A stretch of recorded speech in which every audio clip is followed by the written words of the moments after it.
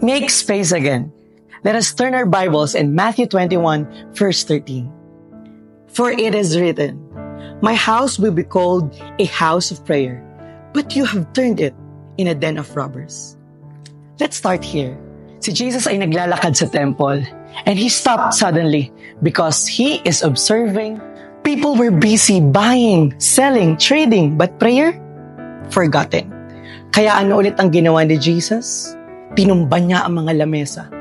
Take note, he is not angry without reason, but he is passionate because the temple of God is meant for us to encounter the living God. Can I say something? Ask you something. May gumugulo ba sa isipan mo lately? Are you filled with doubts, anxiety, or maybe you're just sad lately?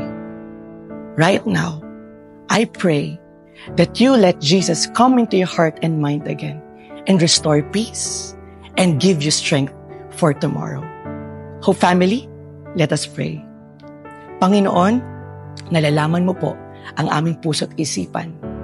Magulo na ang kapaligiran. Give us peace, give us joy, and give us love.